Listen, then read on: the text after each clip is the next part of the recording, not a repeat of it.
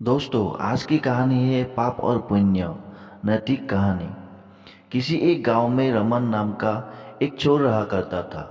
वो पास के जंगलों से गुजरने वाले रास्तों पर आने जाने वाले मुसाफिरों को चाकू की नोक पर लूट लिया करता था। कभी कभी खतरा महसूस होने पर वह उन्हें मारने से भी कतराता नहीं था। उसका एक छोटा सा परिवार था, जिसमें उसकी पत्नी, एक बेटा, एक बेटी और उसका बूढ़ा बाप रहा करता था। रमन जब चोरी डकैती करता, इन सब के लिए कुछ न कुछ तोहफे खरीद कर ले जाता था। उसका परिवार भी जानता था कि वह जो सारी चीजें और पैसे लाता है, वह चोरी और डकैती के होते हैं। एक दिन रमन ने एक बुरे आदमी को लूट लिया।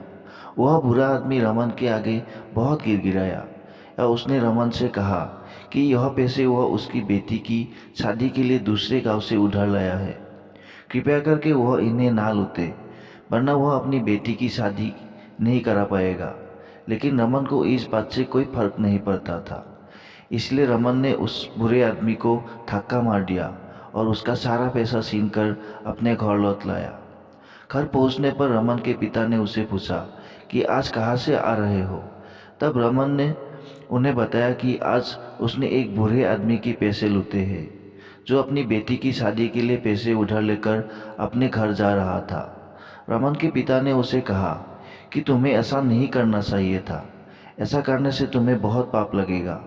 तुम्हें अब चोरी चकारी और डकैती छोड़ देनी चाहिए और कोई मेहनत का काम करके पैसे कमाना चाहिए। तब रमन अपने बाप पर गुस्सा हो गया। उन्होंने कहा, आपके मुंह से यह बातें शोभा नहीं देती, क्योंकि मुझे चोरी चकारी और डकैती सिखाने वाले ही आप हैं। आप मुझे ज्ञान मत दीजिए। उसके पिता ने उससे कहा कि हाँ बेटा, मैंने ही यह पाप का रास्ता तुझे दिखाया है। मगर जब मुझे इस बात का एहसास हुआ कि यह रास्ता गलत है, तो मैंने भी तो अपने बुरे काम करने छोड़ दिए। तुम भी जितनी जल्दी हो सके छोड़ दो, नहीं तो आगे जाकर बहुत पछताओगे।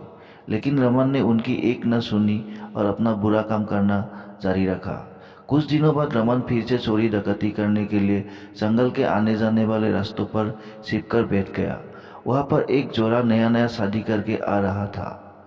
उसने उन्हें पकड़ लिया और चाकू दिखाकर सारा पैसा और जेवरात मांगने लगा। इस जोड़े ने अपने पास रखे सारे पैसे और जेवरात दे दिए।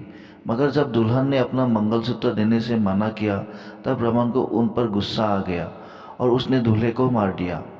दुल्हन को बोला कि अब यह मंगलसूत्र तुम्हारे किस काम का? अब तो तुम्हारा दूल्हा भी मर गया। लाओ, इस मंगलसूत्र को निकल कर मुझे दे दो। नई नई शादी करके आई दुल्हन अपनी आंखों के सामने अपने पति को मरता हुआ देखकर खुद भी सदमे से मर गई।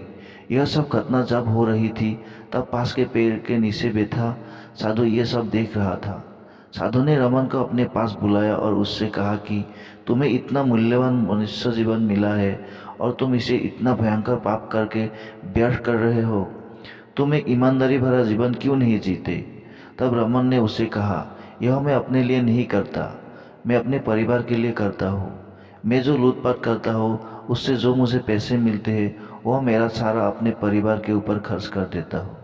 तब साधु ने रमन को कहा कि चाहे तुम अपने परिवार के लिए पाप करते हो, मगर इस पाप का सारा हिसाब तुम्हें चुकाना पड़ेगा। हाँ, अगर कोई है जो अपनी मर्जी से तुम्हारे पाप में भागीदार बनता हो, तब बात अलग होगी। रमन ने साधु की बात सुनकर तुरंत कहा, हाँ हाँ, क्यों नहीं। मेरा पूरा परिवार मुझसे बहुत प्रेम करता है और वह सभी जरूर मेरे पाप में भागीदार बनेंगे। आखिरकार मैं यह सब उनके लिए ही तो करता हूँ। साधु ने रमन से कहा कि हो सकता है यह तुम्हारा भ्रम हो। इस बात को स्पष्ट करने के लिए तुम्हें अपने परिवार से एक बार पाप की हिस्सेदारी लेने के लिए पूछ लेना चाहिए। रमन को साधु की बात पर विश्वास नहीं हुआ, लेकिन उसने सोचा कि एक बार पूछने में क्या जाता है। उस दिन जब वह घर पहुंचा, तो अपने सारे परिवार के लिए कुछ न कुछ तोहफे लेकर गया, जिन्हें पाकर परिवार के सभी लोग बहुत खुश हो गए। उसने सबसे पहले अपने पिता से पूछा कि क्या आप मेरे पापों में भागीदार होंगे? पिता ने उससे कहा कि बेटा, मेरे खुद के ही इतने सारे पाप हैं, जिनका पछतावा मैं अब तक कर रहा हूँ। भला मैं तुम्हारे पाप में भागीदार कैसे बनूं? और वैसे भी मैं तुमसे यह काम छोड़ने के लिए तो पहले से कह रहा हूँ। बाद में रमन अपनी पत्नी और बच्चों के पास गया। अपनी पत्नी और बच्चों से भी यही सवाल किया कि क्या वह उसके पाप के भागीदार बनेंगे। तब उसकी पत्नी और बच्चों ने उससे कहा कि आप जो कुछ भी करते हैं वह हमारे लिए नहीं करते, बल्कि आप इसलिए करते हैं क्योंकि आपकी वह जिम्मेदारी है। आप अपनी जिम्मेदारी चोरी डकैती करके पूरी करो, हमने ऐसा कभी नहीं कहा। वो पूरी तरह आपका फैसला है, इसलिए इससे मिलने वाले पाप हमें आपके भागीदार कैसे बने। अपने परिवार का जवाब सुनकर रमन की आंखें खुल गई। वह तुरंत जंगल में पेड़ के नीचे बैठे साधु के पास गया और सारी बात साधु को बताई और उनसे यह भी पूछा कि वह कैसे अपने पाप काम कर सकता है। साधु ने उससे कहा, अपने सारे बुरे काम तुरंत बंद कर दो और तुम्हारे पास जो कुछ है, तन मन या धन, उन सब से अच्छाई के काम करना शुरू कर दो, जिससे तुम्हारा पाप धीरे धीरे कम हो जाएगा।